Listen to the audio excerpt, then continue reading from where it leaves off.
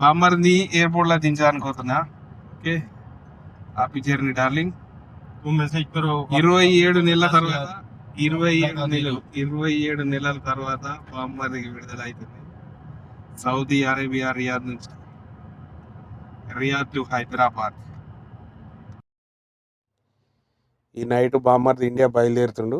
So మొత్తానికి అయితే మాకు ఎప్పటిలాగానే ఇష్టమైన ఫుడ్ తినడానికి అయితే రెస్టారెంట్కి వెళ్ళాం. ఫలాఫీలు, పప్పు, అట్లే ఎగ్ బుర్జీ, షక్షుక.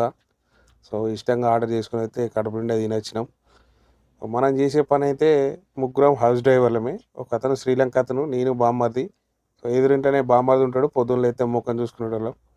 సో వాడు 27 నెలల తర్వాత ఇప్పుడు వెళ్తుండు. కారణం ఏంటంటే స్కూల్ డ్యూటీలు. వాళ్ళ కఫీలో వచ్చేసి స్కూల్ డ్యూటీ వల్ల స్కూల్ అయిపోదాకా ఉండమని అంటే వాడు మరీ ఎక్కువ అంటే ఎక్కువ టైం ఇక్కడే ఉండిపోయిండు.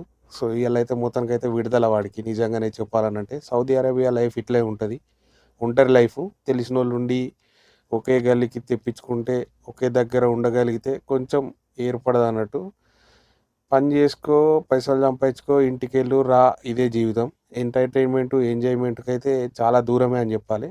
సో మొత్తానికి అయితే ఎయిర్పోర్ట్ అయితే రీచ్ అయిపోయినాం. మనకు 15 నిమిషాల దూరంలోనే ఉంటాం. బామ్మర్ని ఎయిర్పోర్ట్లో డ్రాప్ చేసి ధైర్యంగా సెండ్ ఆఫ్ ఇచ్చి వచ్చిన. వాడి కళ్ళలో నీళ్ళు ఇరిగినాయి, నాకు కూడా కళ్ళలో నీళ్ళు ఇరిగినాయి. కానీ ఏడవలే, ఎందుకంటే ధైర్యంగా వెళ్ళి క్షేమంగా వెళ్ళాలని చెప్పేసి అయితే చెప్పిన.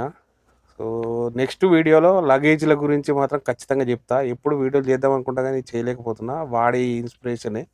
బాయ్రా డార్లింగ్, జాగ్రత్త, సేఫ్ జర్నీ.